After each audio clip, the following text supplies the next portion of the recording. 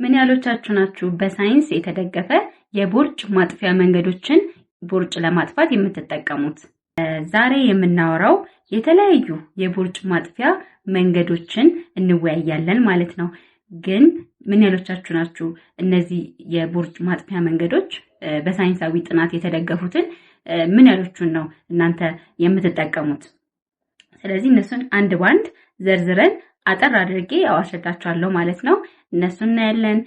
ለዚህ ዩቲዩብ ቻናል አዲስ የሆናችሁ ከታች ሰብስክራይብ በማድረግና የዩቲዩብ የደውል ምልክት መጫን እንዳትረሱ። አብራችሁን ቆዩ። በመጀመሪያ ቦርጭ ማለት ምን ማለት ነው? ቦርጭ ማለት በሆድና በወገብ ዙሪያ የሚከሰት የስብ ክምችት ነው። በሳይንሳዊ ደግሞ ስንመጣ አንድ ሰው ቦርጭ አለ ወይም አብዶሚናል ሰርከምፈረንስ የሆድ ዙሪያ በሴንቲሜትር ተለክቶ ነው ብዙ ጊዜ። ለወንዶች የአብዶሚናል ሰርከምፈረንስ ወይም በሆድ ዙሪያ በሆድና በወገብ ዙሪያ በእምብርት በኩል አሳልፋችሁ በሜትር ትለካላችሁ፣ በኢንች ወይም በሴንቲሜትር ማለት ነው። ስለዚህ ለወንዶች 40 ኢንች በታች መሆን አለበት፣ 40 ኢንች እና ከሱ በታች መሆን አለበት፣ ወይም 102 ሴንቲሜትር ማለት ነው። ለሴቶች ደግሞ 35 ኢንች ወይም ደግሞ 89 ሴንቲሜትር እና ከዛ በታች መሆን አለበት ማለት ነው። እንግዲህ ከዚህ በላይ ከሆነ አላስፈላጊ የሆነ የስብ ክምችት አለ፣ መቀነስ ያስፈልጋል። ቦርጭም መቀነስ ያስፈልጋል። ምክንያቱም የስብ መከማቸት በሰውነታችን ላይ ለተለያዩ የጤና እክሎች ይዳረጋል። ለምሳሌ ለልብ ድካም ወይም ሃርት አታክ፣ ለአንጎል ውስጥ የደም መፍሰስ ወይም የደም ዝውውር መቋረጥ ወይም ስትሮክ ይባላል እና የኩላሊት የጋንግሪን እንዲሁም ሌሎች የኮሌስትሮል መጨመር ጋር ተያይዘው የሚመጡ ችግሮችን ያመጣል ማለት ነው። ብዙ ጊዜ ያው ሴቶች ናቸው ብዙ ስብ ያላቸው ከወንዶች አንፃር ሲታይ ብዙ የሆነ የስብ ክምችት አላቸው በተፈጥሮ። ወንዶች ደግሞ በጡንቻ ወይም ደግሞ ፕሮቲን ነው። ጡንቻ ያው ፕሮቲን ነው። ስለዚህ ፕሮቲን አብዛኛውን የወንዶችን አካል ይይዛል። የተለያዩ ጥናቶች ሰርተው በዓለም ዙሪያ እንዲሁም በአፍሪካ ውስጥ፣ በምዕራብ ውስጥ፣ በአውሮፓ ሌሎች አህጉራት ውስጥ የተለያዩ ጥናቶች ተሰርተው ስኬታማ የሆኑ የቦርጭ ማጥፊያ መንገዶች ተብለው ሊስት የተደረጉ የተዘረዘሩ ብዙ መንገዶች አሉ ማለት ነው። ከሁሉም ነገር በፊት መገንዘብ ያለባችሁ ነገር ምንድነው? ቦርጭ መቀነሻ ምግቦች ተብለው አንድ ምግብ የለም። ከሰው ሰው ይለያያል። ስለዚህ ከሰው ሰው እንዳመጋገባቸው ይለያያል። አንድ ወጥ የሆነ ምግብ የለም። ነገር ግን የተለያዩ የምግብ አይነቶች ይሄንን ብትቀንሱ ይሄንን ብትጨምሩ ተብለው የተዘረዘሩ አሉ። ቦርጭን ለማጥፋት ዋናው ነገር ቦርጭ ብቻ ሳይሆን አጠቃላይ የሰውነትን ክብደት ለመቀነስ በሚታሰብበት ጊዜ ምን ማሰብ ያስፈልጋል? የካሎሪ እጥረት ነው ሰውነት ክብደት የሚቀንሰው። ካሎሪ ወይም ኢነርጂ ሲያጥረን ነው። ያው ምንም ምግብ ከውጪ ሰውነታችን እያገኘ ካልመጣ ውስጥ ያለውን ስብ ወደ ግሉኮስ ቀይሮ ይጠቀማል። ስለዚህ ዋናው ሐሳብ ከበስተጀርባ ቦርጭን የማጥፋትም ሆነ የክብደት መቀነስም ሆነ ዋናው ሐሳብ እሱ ነው። ብዙ ጊዜ ደግሞ አይታችሁ ከሆነ የተለያዩ ሐሰተኛ መረጃዎች አሉ፣ የጤና መረጃዎች አሉ። ለምሳሌ ካስተር ኦይል ብትቀቡ ቦርጫችሁ ውስጥ አካባቢ ወደ ውስጥ ሰርጎ በመግባት ስቡን ያቃጥላል የሚል አለ። ኢንፍላሜሽን ወይም መቆጣትን ይቀንሳል የሚሉ ሰዎች አሉ።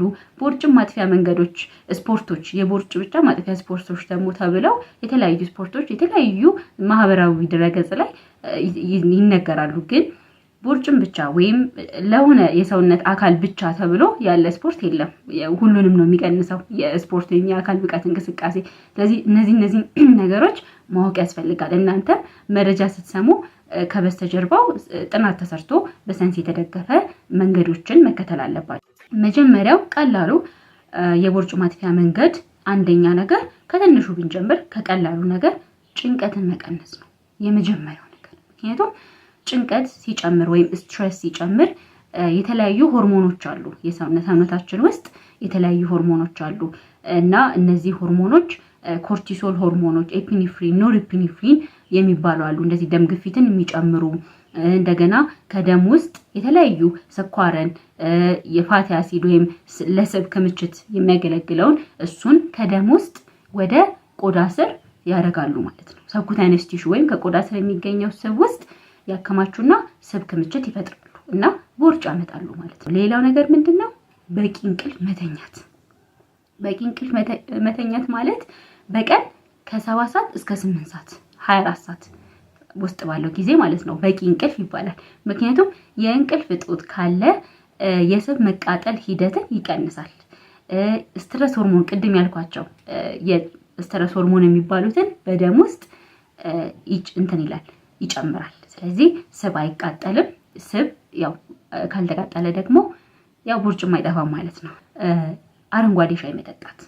ስለዚህ አረንጓዴ ሻይ በሳይንስ የተደገፈ ነው። ከ1 እስከ 2 ሲኒ በቀን አረንጓዴ ሻይ አፍልታችሁ በየጊዜው በቀን ላይ መጠጣት ትችላላችሁ። ቦርጭ ብቻ ሳይሆን ክብደት ለመቀነስ ይረዳል። አፕል ሳይደር ቪኒጋር መጠቀም። አፕል ሳይደር ቪኒጋር ብዙ ስራ አለው። አንደኛ ነገር የደም ውስጥ የስኳር መጠን ይቀንሳል፣ ደም ግፊት ይቀንሳል። በጣም ብዙ ጥቅሞች አሉት እና ደግሞ ኢንሱሊን ሴንሲቲቪቲ ኖርማሊ ያው ግሉኮስ የሚባለው አለ፣ ካርቦሃይድሬት ስኳር ነው ያው የሚባለው በአማርኛ። እሱ የተለያዩ የሰውነታችን አካል ክፍሎች ግሉኮስን ነው የሚጠቀሙት። ካሎሪ ጉልበት የሚያገኙት እሱን በመጠቀም ነው። ስለዚህ እሱን ደግሞ ለግሉኮስ ለመዘዋወር ሂደት የተለያዩ ሆርሞኖች አሉ፣ ግሉካጎን እና ኢንሱሊን የሚባሉ አሉ። ኢንሱሊን ምንድነው የሚያደርገው? ደም ውስጥ ያለውን ግሉኮስ ወደ ስብ ውስጥ ያስገባል፣ ወደ ቅባት ይቀይረዋል። ማከማቸት ነው ስራው፣ ከደም ውስጥ መቀነስ ነው ግሉኮስን። ግሉካጎን የሚባለው ግን የተከማቸውን ካርቦሃይድሬትም ሊሆን ይችላል፣ ስብም ሊሆን ይችላል፣ ፕሮቲንም ሊሆን ይችላል፣ ወደ ደም ውስጥ ማምጣት ነው ስራው። ደም ውስጥ ግሉኮስ መጨመር ነው ማለት ነው። ስለዚህ ቦርጭን ለመቀነስ ኢንሱሊን መቀነስ አለበት። ኢንሱሊን መቀነስ አለበት። ምክንያቱም ኢንሱሊን ስራው የክምችት ስራ ነው ብያለሁ አይደለ? ስለዚህ ኢንሱሊን መቀነስ አለበት። ይህን ደግሞ እንዴት ነው ኢንሱሊንን መቀነስ የሚቻለው ደግሞ ያለውን ስንመጣ፣ አንደኛ ነገር በቀን ከ1 ጊዜ እስከ 2 ጊዜ መመገብ። ምክንያቱም ረሃብን ይቀንሳል። አንድ ሰው በራበው ቁጥር ያው ኢንሱሊን ይጨምራል። ስለዚህ ኢንተርሚተንት ፋስቲንግ ወይም በቀን አንዴ መብላት ወይም በ2 ቀን አንዴ መብላት ወይም በሳምንት ውስጥ ያው በየ2 ቀን መጾም የምንለው አለ ኢንተርሚተንት ፋስቲንግ። እሱን ያው በቀን ከ1 ጊዜ እስከ 2 ጊዜ መመገብ ማለት ነው። በስነ ስርዓት ማንኛውም ቦርጭ ሆነ ክብደት መቀነስ የሚፈልግ ሰው በስነ ስርዓት ፕሮግራም ማውጣት አለበት። በስነ ስርዓት ማለት ነው። የዳይት ፕላን፣ ሚል ፕላን ወይም የምትበሉትን ምግብ በስነ ስርዓት ፕሮግራም ላይ አውጥታችሁ በቀን 2 ለምሳሌ የምትበሉ ከሆነ ሜቢ 4 ሰዓት ላይ እና 10 ሰዓት ላይ ብላችሁ የምትበሉትን ምግብ አይነቶች ደግሞ ትጽፋላችሁ። እራትን በጊዜ መብላት ወይም አቮይድ ሌት ናይት ሚልስ ማለት ከምሽቱ 12 ሰዓት በኋላ ምግብ አለመውሰድ። ማንኛውም ስናክም ሊሆን ይችላል፣ ምንም ነገር አለመውሰድ። ምክንያቱም ሞር የበላነው ምግብ ማታ ላይ እንቅስቃሴም ስለማናደርግ ጭራሽ ወደ ስብ ነው ተቀይሮ የሚከማቸው። ስለዚህ ይሄ ደግሞ ክብደትን ይጨምራል፣ ቦርጭንም ይጨምራል። ሌላው ኢንሱሊንን ለመቀነስ ስኳርን መቀነስ ያስፈልጋል። ስኳር እንዴት ነው መቀነስ የሚቻለው? ስኳር ያላቸው ምግቦች፣ ካርቦሃይድሬት ያላቸው ምግቦች አለመመገብ። ይሄ ማለት የተለያዩ ካርቦሃይድሬቶች፣ ነጭ ነገሮች፣ ነጭ ዳቦ፣ ፓስታ፣ ሞኮሮኒ፣ ሩዝ የመሳሰሉት ከፍተኛ የካርቦሃይድሬት መጠን አላቸው።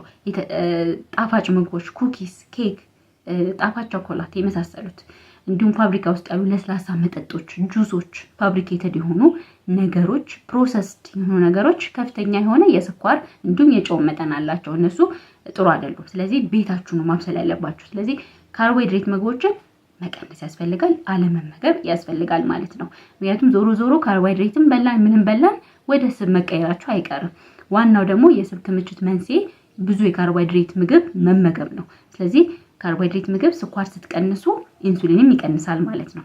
ፕሮቲን የበዛባቸው ምግቦች መጨመር፣ ብዙ መብላት፣ መመገብ ነው። እነዚህ ፕሮቲን ያላቸው ምግቦች ጥራጥሬዎች፣ ለምሳሌ ባቄላ፣ ስጋ፣ እንቁላል የመሳሰሉት በፕሮቲን የበለጸጉ ናቸው። ስለዚህ እነሱን አዘውትሮ መመገብ ጡንቻን ነው የሚሰሩት።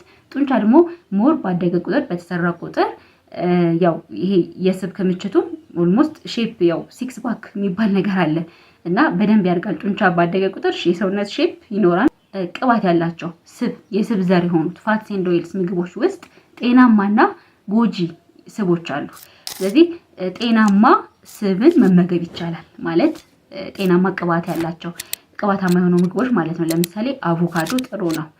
ተልባና የተልባ ዘሮች፣ የቅባታማ እህል ዘሮች እነሱ አሁን ቅባት ናቸው፣ ግን ጤናማ የሆኑ ፋትስ እና ኦይልስ ናቸው። እነሱ መመገብ ይቻላል። ከምንም ነገር በላይ ደግሞ ፋቲ ፊሽ ወይም አሳ፣ ቱና ሊሆን ይችላል፣ ሰርዲን ሊሆን ይችላል፣ የአሳ ስጋ፣ እነሱ እጅግ በጣም ጥሩ የሆነ ፖሊአንሳቹሬትድ ፋቲ አሲድስ የምንላቸው ኢቭን መጥፎ ኮሌስትሮልን ከሰውነታችን ከደም ስር ውስጥ እያሟሙ ያወጣሉ እና ይጠቅማሉ በጣም ማለት ነው። ስለዚህ ጤናማ ስቦች መመገብ ይቻላል እና ግን ጤናማ ያልሆኑት ስቦች ደግሞ የእንስሳት ተዋጽኦ ቅቤ አለ ወጥ ውስጥ የሚገባው ብዙ ጊዜ ዶሮ ወጥ ውስጥ የሚገባው እሱ አለ። የሚረጋው ዘይት እሱ ለጤና ጠንቅ ነው እና ነጭ ስጋንም ጨምሮ ማለት ነው። ሌላ ዴሪ ፋት ወይም ወተትና የወተት ተዋጽኦ ምግቦች ከፍተኛ የሆነ ቅባት ያላቸው አሉ። ስለዚህ ስትገዙ እርጎም ሊሆን ይችላል። እርጎ ቤት ውስጥ ማዘጋጀት ትችላላችሁ። አይብም እንደዛው። ነገር ግን ሱፐርማርኬት የተለያዩ ሱፐርማርኬቶች የሚሸጡ የወተት ተዋጽኦ ምግቦች አይታችሁ መግዛት አለባችሁ። የትኛው ነው ፕሮቲን ብዙ ያለው ቅባት ምን ቅባት አለው ጤናማ ስብ ነው ያለው ወይስ ጎጆ ስብ ነው ያለው ብላችሁ እሱን ቼክ ማድረግ አላችሁ። ከፍተኛ ፕሮቲን ያለው ዝቅተኛ ስብ ያለው ብላችሁ ቼክ ማድረግ አለባችሁ ማለት ነው። አትክልት አዘውትሮ መመገብ፣ ፍራፍሬዎች መመገብ፣ ጥራጥሬዎች፣ በፋይበር የበለጸጉ ምግቦች እጅግ በጣም ለጤና ጠቀሜታ አላቸው።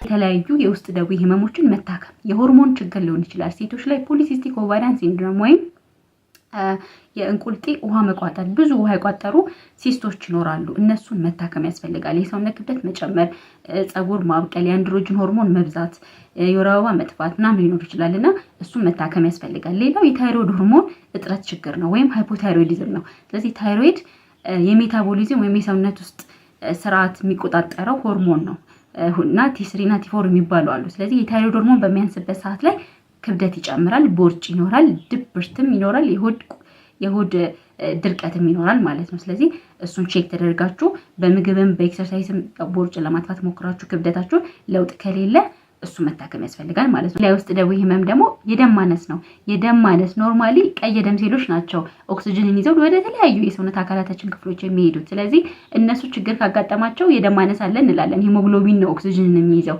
ኦክሲጅን ለስብ መቃጠል ሂደት እንዲሁም ሌሎች የሰውነታችን ስርዓት ዝውውሮች ይጠቅማል፣ ለመቃጠል ሂደት ይጠቅማል። ስለዚህ ኦክሲጅን ከሌለ የደም ማነስ ካለ ኦክሲጅን የለም።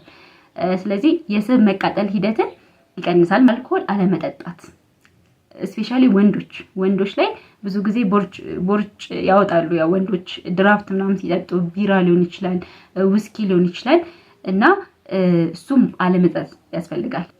ከእንቅልፋችሁ ስትነሱ በባዶ ሆዳችሁ የጨጓራ ህመም ከሌለባችሁ ወይም የጨጓራ ህመም ካለ መጀመሪያ ትሪት አድርጋችሁ ታክማችሁ ሎሚ ለብ ባለ ውሃ በጠዋት መጠጣት። ሎሚ ለብ ባለ ውሃ እጅግ በጣም ብዙ ጠቀሜታ አለው። አንጀትን ያጸዳል። ከዛ ዋናው ነገር ባክቦን የጀርባ አጥንት ኦፍ ኮርስ ሁሉም ሰው የሚፈራው እንደው ያለሱ እንዴት ነው ቦርጭ መቀነሰው፣ ያለሱ እንዴት ነው ክብደት መቀነሰው የሚፈራው ኤክሰርሳይዝ ነው። የአካል ብቃት እንቅስቃሴ ወይም ደግሞ ኤክሰርሳይዝ ነው። ብዙ ሰው ይፈራዋል በቃ እና ለመጀመር በቃ ስፖርት እንደ ትልቅ ስራ ተደርጎ ነው የሚቆጠረው። እሱ ብዙ ቦታዎች ላይ እንዳየሁት ከሆነ ያለ ስፖርትና ያለ ምግብ ቦርጭ መቀነስ እንዴት እንደሚቻል ብዙ ሀሰተኛ የሆኑ መረጃዎች አሉና እንደዛ መሆን የለበትም። የለም ያለ ኤክሰርሳይዝ እና ያለ አመጋገብ ለውጥ የሰውነት ክብደት መቀነስ አይኖርም። ይህንን ማወቅ አለባቸው በመጀመሪያና ስለዚህ ኤክሰርሳይዝ ባክቦን ነው። ዌት ሎስ ለክብደት መቀነስ የጀርባ አጥንት ነው የአካል ብቃት እንቅስቃሴ። ስለዚህ የተለያዩ አይነት የአካል ብቃት እንቅስቃሴዎች አሉ። በሴንተር ፎር ዲዚዝ ኮንትሮል ወይም ሲዲሲ አማካኝነት አንድ ሰው በሳምንት ሞዴሬቱ ቪገረስ ኤክሰርሳይዝ ማለት ከመካከለኛ ትንሽ ከበድ እስካሉ ኤክሰርሳይዞች ቢሰራ ይመከራል ይላል። ስለዚህ ከ30 እስከ 40 ደቂቃ ሞዴሬት ከሆነ መካከለኛ ከሆነ ከ30 እስከ 40 ደቂቃ በቀን ይመከራል። ከዛ ደግሞ ቪገረስ ከሆነ ግን ያው ከ30 ደቂቃ በታች ይመከራል ማለት ነው። ስለዚህ ብዙዎቻችሁ በቀላሉ ማድረግ የምትችሉት ምንድነው? በቀን ቢሆን ጥሩ ነው። በቀን በትንሹ ለ30 ደቂቃ ያህል ኤክሰርሳይዝ ማድረግ ያስፈልጋል። ለምሳሌ ኤሮቢክ ኤክሰርሳይዞችን ብናይ ቀላሉ የእግር ጉዞ ማድረግ ቀላል ነገር ነው አይደለ? የእግር ጉዞ ማድረግ አለ። ከዛ ደግሞ ዋና መዋኘት አለ። መሮጥ ሊሆን ይችላል ወይም ደግሞ ሩጫ ያው ረኒንግ አለ። ሳይክል መንዳት ሊሆን ይችላል፣ ባይሳይክል መንዳት ሊሆን ይችላል። እነዚህ ቀላል የሆኑ ኤሮቢክ ኤክሰርሳይዞች ናቸው። ሌላ ነገር ደግሞ ያው ወንዶች ጡንቻ ላይ ያው ለመስራት ከፈለጋችሁ ሬዚስታንስ ኤክሰርሳይዞች አሉ። ለምሳሌ የተለያዩ ክብደት ማንሳት ሊሆን ይችላል። ክብደት ማንሳት ያው የጡንቻን ቅርጽ ያስተካክላል። 6 ፓክ ይሰጣችኋል ማለት ነው። እሱ አለ። ሌላ ደግሞ ቴኒስ መጫወት ሊሆን ይችላል፣ እግር ኳስ መጫወት ሊሆን ይችላል። እነዚህ የአካል ብቃት እንቅስቃሴዎች ያው ጥሩ ናቸው። ብዙ ቪዲዮዎች ላይ ታችሁ ከሆነ ለተለያዩ የውስጥ ደዌ ህመሞችም ኤክሰርሳይዝ ነው። ለስኳርም፣ ለደም ግፊትም፣ ለልብም ሲባል ኤክሰርሳይዝ ብላችሁ እንትን ትላላችሁ ተሰማላችሁ አይደለ? ለቦርጭ መቀነስም ያው ኤክሰርሳይዝ ወይም የአካል ብቃት እንቅስቃሴ ነኝ። ብዙ ቪዲዮ ስሰራ የአካል ብቃት እንቅስቃሴ ብዬ ብዙ ጊዜ ሰርቻለሁ። ይሄ ምንድነው በጣም ብዙ ጥቅም ስላለው ነው። ከበስተጀርባ ብዙ ጥናት ተደርጎ በዓለም ዙሪያ የአካል ብቃት እንቅስቃሴ እጅግ በጣም የላቀ ጥቅም ስላለው ነው ሁልጊዜ ኤክሰርሳይዝ ተብሎ እንደ መድኃኒት ነው የሚታዘዘው። እና እሱ ምንድነው አንደኛ ነገር እጅግ በጣም ጥቅም አለው። የሰውነት መቆጣትን ወይም ኢንፍላሜሽንን ይቀንሳል፣ የደም ግፊት ይቀንሳል፣ የስኳር መጠን ይቀንሳል። እንግዲህ አስቡት። እና ኢቭን ለቅድመ ስኳርና ለቅድመ ደም ግፊት መጨመር ራሱ ይታዘዛል ማለት ይቀንሳል፣ ያለ መድኃኒት ማለት ነው ሳይጨምር። ስለዚህ እጅግ በጣም የላቀ ጠቀሜታ አለው። ስለዚህ ሁላችሁም ስፖርት መስራት አትፍሩ ማለት ነው። ከዛ ደግሞ በመጨረሻው የተለያዩ የፋይበር ለምሳሌ በፋይበር የበለጸጉ ምግቦች፣ ፋይበር ማለት የማይፈጭ ካርቦሃይድሬት ማለት ነው። በአንጀት ውስጥ ያው የተለያዩ ጥራጥሬዎች ላይ እንደ ገለባ ወይም ደግሞ ልጣጭ፣ ለምሳሌ ባቄላ ገለባ አለ፣ ድንች ከነ ልጣጩ፣ አፕል ከነ ልጣጩ መብላት አንዳይጀስተብል ማቴሪያል ነው። ወደ ደም ውስጥ አይገባም፣ ወደ ሰውነታችን አይገባም። ጀስት እንበለዋለን፣ በሰገራ ይወጣል ነው። ስለዚህ አንጀትን ያጸዳል።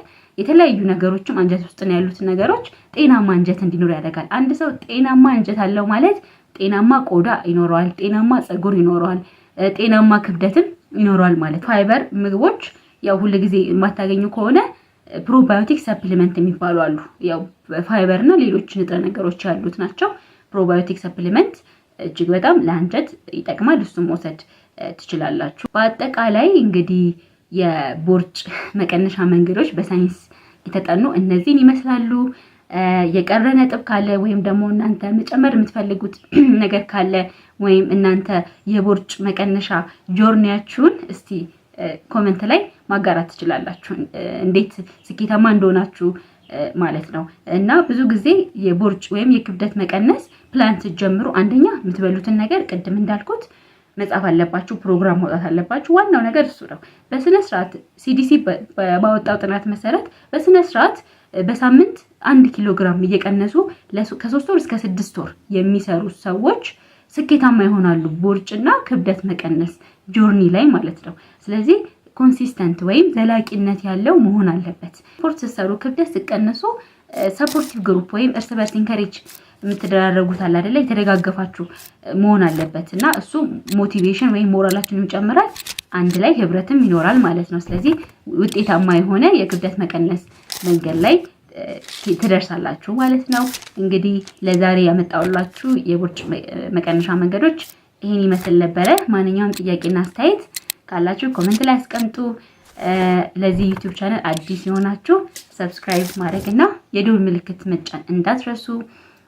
ለሚወዱት ሰው ወይም እስቲ ቦርጭ የመቀነሻ መንገዶችን እየተጠቀመ ያለ ሰው ዌት ሎስ ጆርኒ ላይ ላለ ሰው ይሄን ቪዲዮ ላኩላቸው። ያው ካወቃችሁ ዘመዶቻችሁ፣ ለጓደኞቻችሁ ሼር በማድረግ ለሁሉም ሰው ጠቃሚ ቪዲዮ ስለሆነ ሁሉም ሰው የሚቸገርበትም ስለሆነ ለሁሉም ሰው ሼር ብታረጉ ጥሩ ነው። ላይክ ብታረጉም በራሱ ብዙ ሰው ጋር ይደርሳል ማለት ነው። ስለዚህ ይሄን ይመስላል። በሚቀጥለው ቪዲዮ እስከምንገናኝ ድረስ ደህና ቆዩ።